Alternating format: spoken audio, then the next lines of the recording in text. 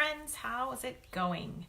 I wanted to jump on today and talk a bit about the challenge of staying positive as we navigate through this crazy world. I feel like on a daily basis we are bombarded with the news and social media. There's a lot of crazy things going on in this world externally. So all of the stuff that's happening globally, the stuff that's happening politically, and then not to mention just the day-to-day struggles and challenges that we have at work, in our relationships, in our parenting, and all of that. I feel like it can make it hard for us to stay connected and positive moment to moment on a daily basis. And so I wanted to talk about that a bit today and some of the things that I've learned about how to navigate that. But I want to do a huge disclaimer right at the start before I jump in to say that by all means, I do not have the monopoly on being positive. I am not an absolute expert and I don't have any of this solved because I have my own daily struggles with staying connected and positive. And I just wanted to share the things that kind of help me. And probably the reason why I decided to do it today was because just this morning I was really struggling to be positive about the day, to be positive about myself and my business and my life. And especially since having kids, I've had my own struggles with anxiety, with depression, with staying positive at different times since having kids. I've tried different solutions and they have included medication for anxiety and depression that I took for a while. They've included seeing a naturopathic doctor, working with a coach, lots of stuff. And I would have to be honest and say that being able to stay consistently positive and in an energy of gratitude and to consistently recognize my own self-worth and to value myself, despite everything, is still one of my biggest daily challenges. And I know that I'm not alone, and I think with social media and Facebook and Instagram can sometimes make us feel like everyone's lives are fantastic and that everyone has it together. And so I wanted to be really honest today and say, I don't have it together. I don't always have it together. I haven't figured out the holy grail for staying positive. I haven't figured out the holy grail for never experiencing anxiety and depression. They're things that I struggle with, but they're also things that I help people with. And I feel like because I have experienced them, that does also help me to help other people. So I wanted to run through a list of things that I find helpful to at least kind of keep me in that trajectory as much as possible of staying connected and present and positive on a daily basis. First one, super important for people who are empaths like me, where we feel things really deeply and tend to pick up on the things that are going on around us. So one of the great tools that my coach taught me was when I'm feeling anxious or depressed or kind of any kind of yucky, any kind of emotion that we might label as uncomfortable or yucky, I just do a simple tool of checking in and asking, okay, how much of what I'm feeling is mine and how much of what I'm feeling is somebody else's? And I notice that often I'm taking on things for other people that I don't need to be. And so the most simple tool is I imagine or sense putting a bubble out in front of myself, and everything and anything that I am carrying or feeling responsible for or taking on behalf of anyone else, I just imagine putting that out into the bubble and letting that go. I either give the bubble to some angels to take it away, or I send the bubble off down into a grounding receptacle. So that I can make sure that I'm not actually carrying or dealing with any kind of energetic, emotional stuff on behalf of anyone else. And because I am so empathetic, I have a tendency to do that. And so practicing that really simple clearing exercise is super important for me. So if that sounds like you, I would try that. The other thing that I find really helpful is to have friends and a support system who can remind you of your value and your worth, and to remind you about the truth of who you are when you're not able to do that for yourself. So I have a group of like 7 girlfriends or so. We're on a group text. We refer to each other as our prayer posse, and we reach out to each other on a consistent basis when we're struggling. We reach out to each other on a consistent basis when we want to celebrate something. But no matter what, no matter how crappy or shitty I'm feeling about myself, that group of friends can remind me of the truth of who I am when I can't see it myself. And in order for them to be able to play that role, it requires me to be honest and authentic about how I'm feeling, and to be able to express that to them so that they can provide me with that support. I also can receive that support from my husband, which is awesome. And then I have my group of girlfriends as the prayer posse as well. So, you know, I am doubly blessed in that. Well, triply blessed because I have my coach. Being a coach, I think having a coach is a fantastic tool. Having somebody that's, you know, not in our immediate situation, again, so the role that my coach plays for me is she can see what's possible for me, and she can hold space and see my value and my worth, and remind me of that, and remind me of the truth in those moments when I can't do that for themselves. And I think, you know, somewhere along the way, some of us decided that, you know, receiving support was like weak, or that we should only receive support when we're super, super struggling. I just choose to receive support from my coach all the time, so that she can help to amplify the positive and support me through some of the challenging things. The next tool, I've talked about this, I think, a lot of times over the last few weeks, but is the gratitude journal. Just the simple practice of doing the gratitude journal, even when, you know, I'm feeling at my most negative, or I know there's things that I should be grateful for, but I just can't feel it. Having that discipline to continue to do the gratitude journal anyway, to remind myself of all of the things that I do have to be thankful for in my life, it's really powerful and really effective.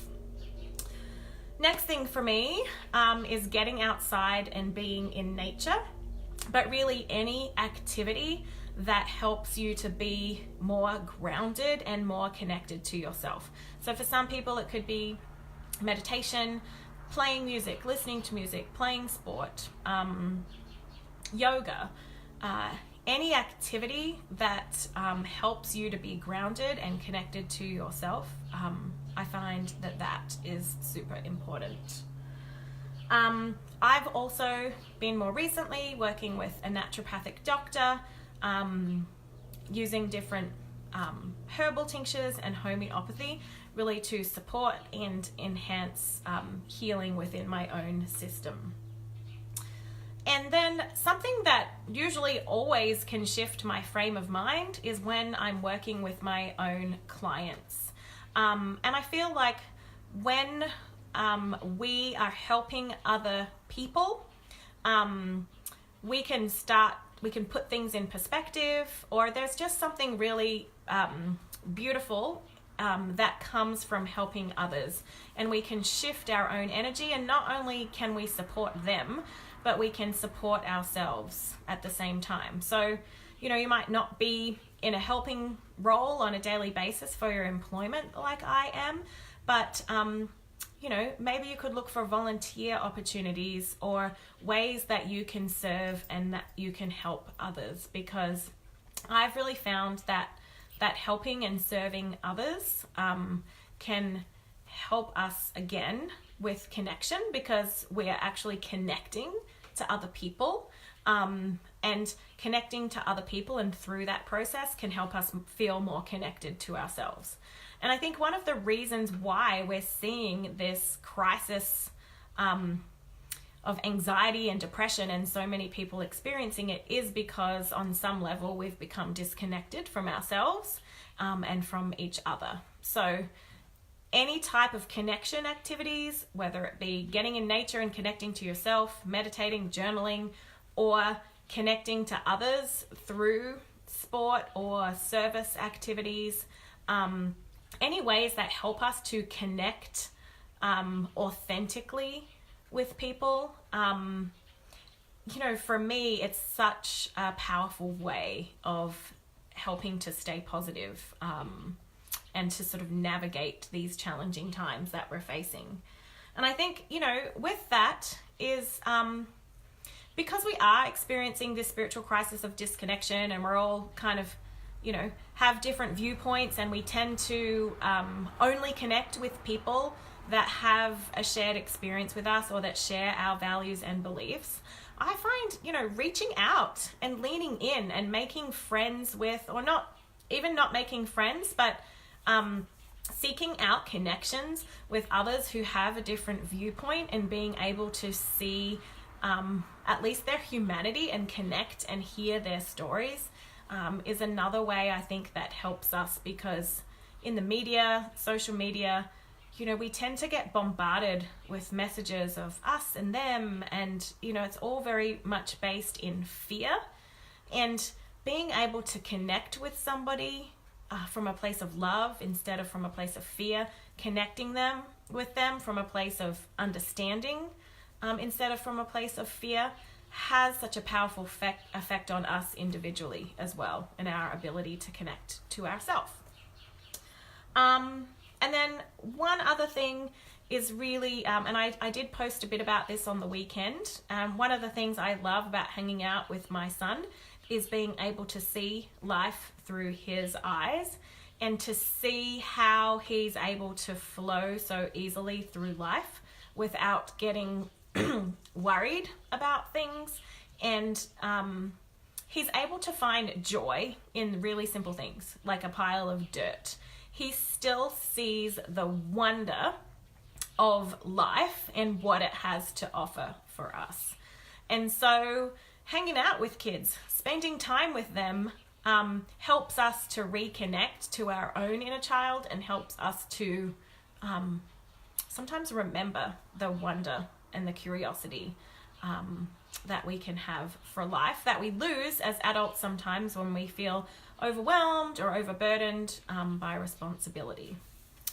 And then the last tool, I guess, is accepting yourself even when you're feeling crappy.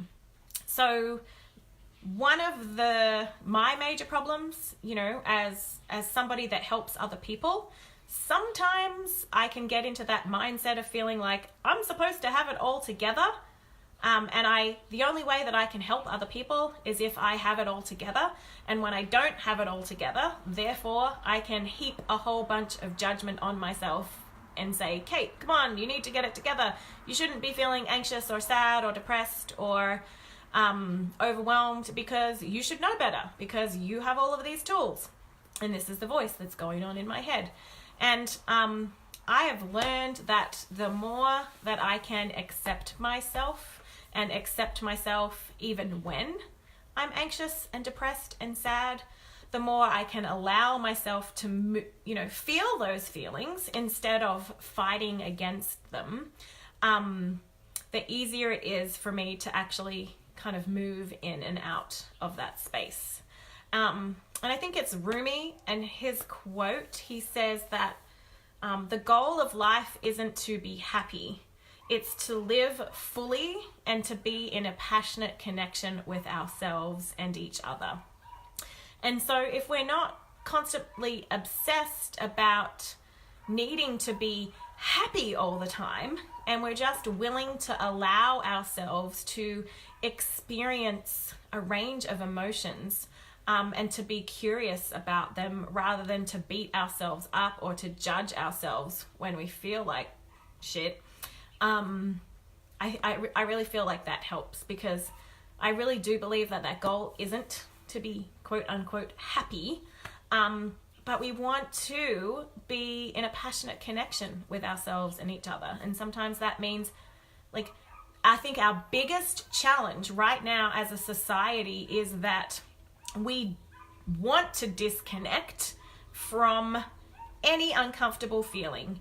And the way that society has evolved, we have so many more opportunities to disconnect when we don't feel good. We can disconnect on social media, we can disconnect through shopping, through eating, through alcohol, through drugs, through sex, like whatever our vice is.